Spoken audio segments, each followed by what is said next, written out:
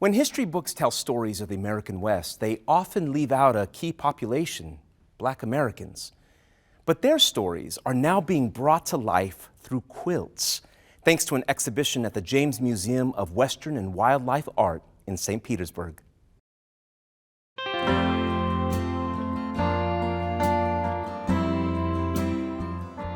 This exhibition is Black Pioneers, Legacy in the American West, and it explores the path of Black history in our country for hundreds of years through quilts. There are 50 quilts in this exhibition, and all of them are very different because they're by almost as many artists. Each quilter took a topic that was compiled by the curator, Carolyn Mazlumi, and she's the founder of the Women of Color Quilters Network. And so all of these quilters are part of that organization, and they rose to the occasion in an amazing way. A lot of the quilts explore the 1800s, and that was a real boom for settlement in the West. Former enslaved people saw an opportunity to live in the West because there was the chance of less oppression, there was more opportunity, and they really wanted to expand and grow their communities. Each quilt highlights either an individual or a group or an event in history. About a quarter of cowboys were Black. This quilt features Bill Pickett, and he was known for inventing steer wrestling called bulldogging. He just is a wonderful addition to the show because he really represents those Texas cowboys. This quilt features Abby Fisher, and she was an accomplished businesswoman, and she even wrote one of the very first cookbooks by a Black woman. She started as an enslaved person in South Carolina and eventually made her way to successful businesswoman in California in the 1870s. I think this quilt is one of the most amazing in the show.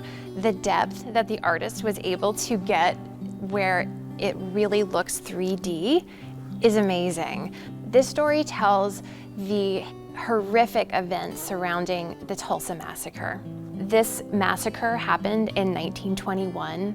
The goal of the Tulsa attackers was to find any reason to whip out and destroy the wealth of this self-made Black community that had become extremely prosperous. It was known as Black Wall Street.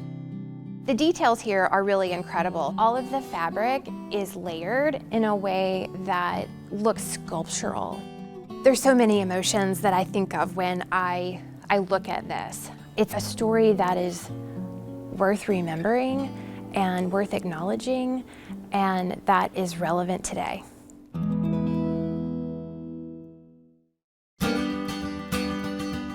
The quilters for this exhibition come from all over the country. There's even one from the Tampa Bay area. Gwendolyn A. Brooks' quilt is right behind me. My name is Gwendolyn Acquie Brooks, and I live in Wesley Chapel, Florida. I didn't really grow up quilting, and there was no one in my family, as far as I know, that was a quilter.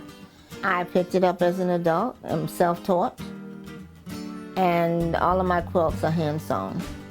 In addition to being a quilter, I'm also a mixed media artist.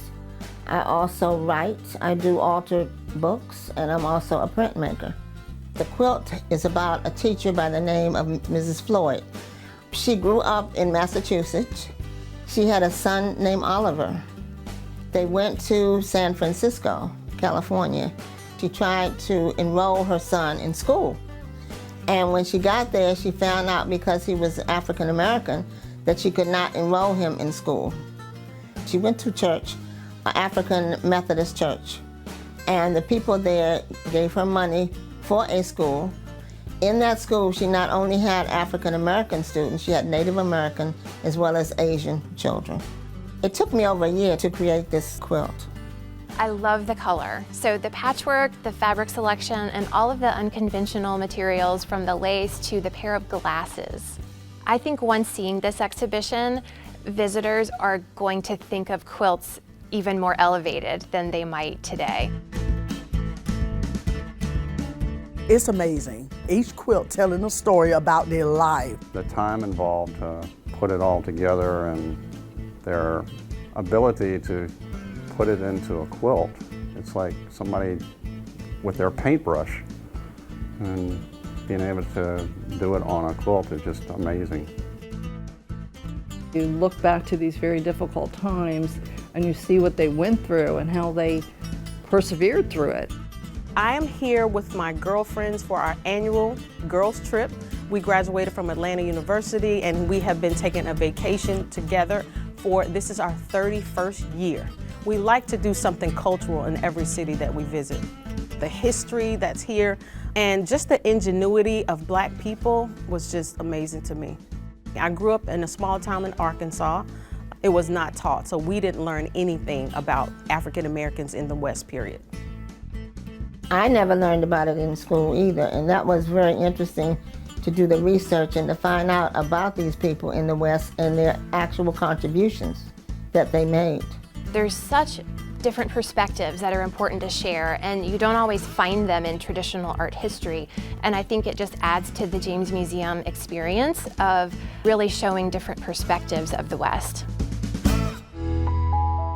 The exhibition, Black Pioneers, Legacy in the American West, is on view at the James Museum of Western and Wildlife Art through January 8th.